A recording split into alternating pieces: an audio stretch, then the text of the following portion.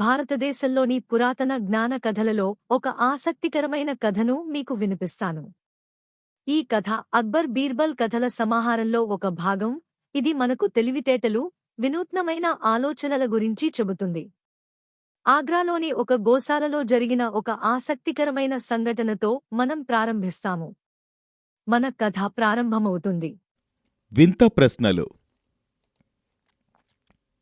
ఆగ్రాలో ఒక పెద్ద గోశాల ఉండేది.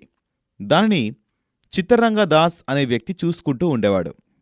ఆగ్రా మరియు ఢిల్లీలోని ప్రజలకు కావలసిన పాల అవసరాలలో సగం ఆ గోశాలలోని పశువులు తీర్చేవి.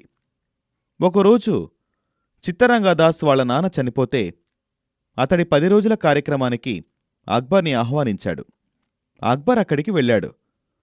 పూజలు చేయడం అయిపోయిన తరువాత బ్రాహ్మణులు ఒక పిండి ముద్దను చిత్తరంగదాస్కిచ్చి, దీనిని కాకులకు పెట్టండి, మీ నాన్నగారి ఆత్మ శాంతిస్తుంది అని చెప్పారు. అతను అలాగే చేశాడు. తర్వాత అక్కడికి వచ్చిన అందరూ చిత్తరంగదాస్ పెట్టిన భోజనం తిని వెళ్ళిపోయారు. ఆ మరునాడు అక్బర్ తన సభలో ఆ విషయం గురించి మాట్లాడుతూ, చిత్తరంగదాస్ నాన్నగారి ఆత్మశాంతి కోసం కాకి వచ్చి ఆ పిండి ముద్దను తినడం ఆనందించవలసిన విషయం. అక్కడికి వచ్చిన కాకులను చూసినప్పటి నుండి నన్నొక ప్రశ్న తొలిచివేస్తుంది అన్నాడు. అప్పుడు సభలో ఉన్న మంత్రులు, జహాపనా, మీకు వచ్చిన ఆ ప్రశ్నేమిటో చెప్పండి, మా వల్లైతే దానికి సమాధానం చెప్తాం అన్నారు. అప్పుడు అక్బర్, ఏమీ లేదు, ఇప్పుడు ఆ కార్యక్రమానికి దాదాపు ఒక 50 కాకులొచ్చుంటాయి కదా, ఆ లెక్కన చూసుకుంటే మన రాజ్యంలో ఎన్ని కాకులుంటాయి అని అడిగాడు. అక్బర్ అడిగిన ప్రశ్నకి సభలో ఉన్న వారందరూ ఆశ్చర్యపోయారు. ఎవ్వరూ ఏమీ మాట్లాడలేదు. అప్పుడు అక్బర్ కలిగించుకొని, చూడండి మంత్రులారా, నాకు మన రాజ్యంలో సరిగ్గా ఎన్ని కాకులున్నాయో చెబితే చెప్పిన వారికి 10,000 వరహాలు బహుమానంగా ఇస్తాను. దానికి మీకు వారం రోజులు గడువిస్తున్నాను అని చెప్పాడు. అప్పుడు అక్కడున్న మంత్రులు అలాగే జహాపనా అని చెప్పి దానికోసం తమకు వారం రోజులు సెలవివ్వాలని కోరారు. మంత్రులు చెప్పింది వినగానే బీర్బల్, అక్బర్ బాద్షా ఇలాంటి పిచ్చి ప్రశ్నలు వేయడమే సమయం వృధా అనుకుంటే వీళ్ళేంటి దానికోసం వారం రోజులు సెలవడుగుతున్నారు? అందుకు అక్బర్ గారు ఒప్పుకుంటే వారం రోజులు జరగవలసిన పనులు కుంటుపడిపోతాయి. దీనిని ఎలాగైనా ఆపాలి అని తన మనసులో అనుకున్నాడు.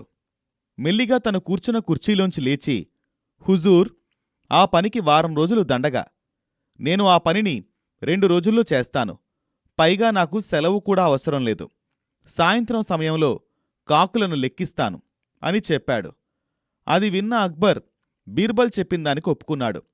2 రోజుల తర్వాత బీర్బల్ని పిలిచి, బీర్బల్, నువ్వు నాకు 2 రోజుల్లో మన రాజ్యంలో ఉన్న కాకుల లెక్క చెప్తానన్నావు, ఆ పని పూర్తయిందా అని అడిగాడు.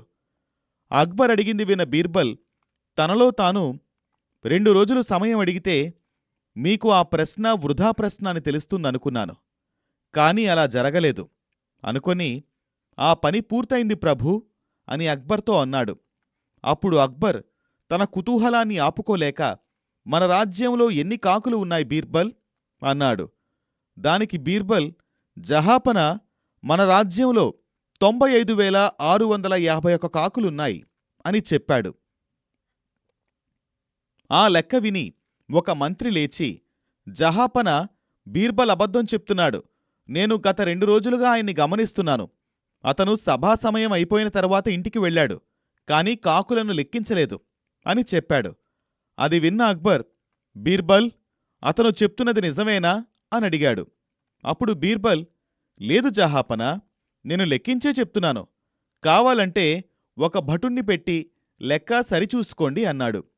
ఆ మాటలు విన్న అక్బర్, సరే బీర్బల్, నువ్వు చెప్పినట్లే నేనొక భటుణ్ణి నియమించి లెక్క చూస్తాను, ఒకవేళ అతడు చెప్పే లెక్క మీరు చెప్పిన దానికన్నా ఎక్కువుంటే ఏం చెయ్యాలి అని అడిగాడు. దానికి బీర్బల్ తడుముకోకుండా, అలా జరిగితే జహాపనా, అప్పుడు కూడా నేను చెప్పిన లెక్క సరైందే అవుతుంది, ఎందుకంటే ఎక్కువ వచ్చిన కాకులు ఈ రోజు నుండి మన రాజ్యానికి తమ బంధువులను కలవడానికి వచ్చిన పక్క రాజ్యపు కాకులు అని చెప్పాడు. ఆ సమాధానం విన్న అక్బర్, సరే బీర్బల్, అలానే అనుకుందాం, ఒకవేళ అతని లెక్క మీరు చెప్పిన దానికన్నా తక్కువ వస్తే మిమ్మల్నేం చెయ్యాలి అని అడిగాడు. అప్పుడు బీర్బల్, అలా జరిగినా కూడా నేను చెప్పిన లెక్క సరైందే అవుతుంది ప్రభూ. మా ఇద్దరి లెక్కలో ఉన్న వ్యత్యాసపు కాకులు పక్క రాజ్యాల్లో ఉన్న తమ బంధువులను కలవడానికి వెళ్ళినట్లు అని చెప్పాడు. బీర్బల్ చెప్పిన తెలివైన సమాధానాలు విన్న అక్బర్ బీర్బల్ని మెచ్చుకోకుండా ఉండలేకపోయాడు. బీర్బల్ని మెచ్చుకుని మిగతా మంత్రులను, నాకు వచ్చిందే ఒక తిక్క ప్రశ్న, దానిని నాకు చెప్పకుండా ఆ వంకతో వారం రోజులు సెలవడుగుతారా? మీకసలు చేసే పనిమీద శ్రద్ధ ఉందా లేదా? బుద్ధిగా పనిచేయండి, లేదంటే మిమ్మల్ని ఉద్యోగం నుండి తీసేసి మీ స్థానాలలో కొత్తవారిని తీసుకుంటా అని హెచ్చరించాడు. వారం రోజులు రాజ్యంలో పనులాగిపోకుండా కాపాడినందుకు బీర్బల్ని మెచ్చుకున్నాడు.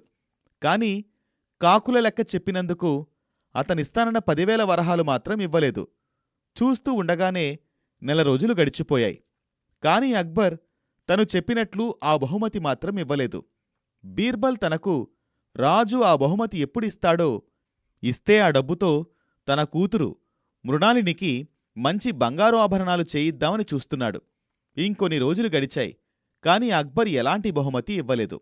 ఇదిలా ఉండగా ఒకరోజు అక్బర్ని చూడ్డానికి అరేబియా రాజ్యాన్ని పాలించే రాజు మున్నార్ షేక్ వచ్చాడు. అరేబియా రాజ్యం ఎడారిలో ఉండడం వల్ల వారు ప్రయాణాలకు గుర్రాలను ఎక్కువగా వాడరు. దానితో మున్నార్ షేక్ తనతో పాటు తన బలగాన్ని, అలాగే అక్బర్కివ్వడానికి కానుకలను ఒంటెల మీద తీసుకువచ్చాడు.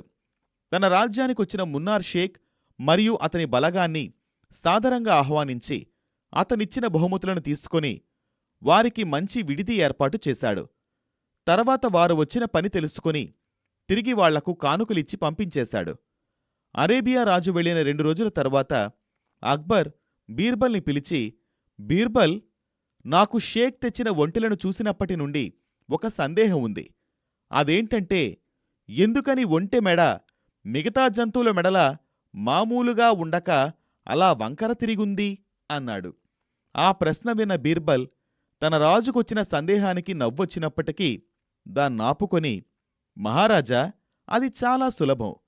మీకు ఇంతవరకు ఒంటె మెడ ఎందుకలా మెలితిరిగుందో తెలీదా? ఏమీ లేదు ప్రభూ.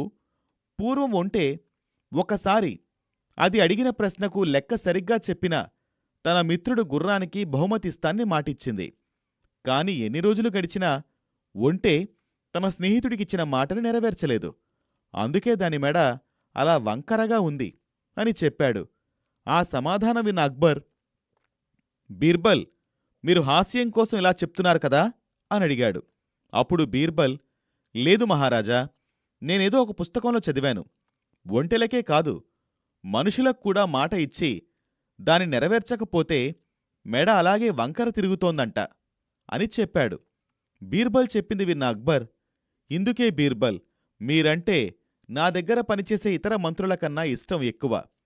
ప్రశ్న ఎంత పిచ్చిగా, దరిద్రంగా ఉన్నా మీరు మీ తెలివిని ఉపయోగించి దానిని మీకు తగినట్లు ఇతరులకు నవ్వొచ్చేలా సమాధానం చెప్తారు అని మళ్లీ మెచ్చుకున్నాడు. ఆ మరుసటి రోజు సభలో అంతకుముందు తను మాటిచ్చినట్లే బీర్బల్ తనకు కాకుల లెక్క చెప్పినందుకు అతడికి 10,000 వరహాలు బహుమతిగా ఇచ్చాడు. వాటిని తీసుకొని బీర్బల్ తన కుటుంబ సభ్యులకు నగలు చేయించాడు. ఈ కథ మనకు నేర్పే మహావిషయం ఏమిటంటే, ప్రతి సమస్యకు ఒక పరిష్కారం ఉంటుందని, మనం ఆ పరిష్కారాన్ని కనుగొనడానికి ప్రయత్నిస్తే చాలు. స్టోరీ వేవ్స్ యాప్ను డౌన్లోడ్ చేయండి మరియు భారతదేశం మరియు ప్రపంచం నలుమూలల నుండి మరిన్ని అద్భుతమైన కథలను అన్వేషించండి. స్టోరీ వేవ్స్ సభ్యత్వం నెలకు $1 కంటే తక్కువ. కుటుంబానికి నాణ్యమైన కథలను తీసుకురావడానికి అత్యంత సరసమైన మార్గాలలో ఒకటి. కొత్త కథలు స్టోరీ వేవ్స్ యాప్లో మాత్రమే అందుబాటులో ఉంటాయి మరియు మనకు అందుబాటులో ఉన్న అత్యంత ఉత్తేజకరమైన కంటెంట్ యాప్లో మాత్రమే ఉంటుంది. యూట్యూబ్ ఛానల్ను సబ్స్క్రైబ్ చేయండి మరియు ఇన్స్టాగ్రామ్, టిక్టాక్ మరియు స్పోటిఫైలో స్టోరీ వేవ్స్ను ఫాలో అవ్వండి.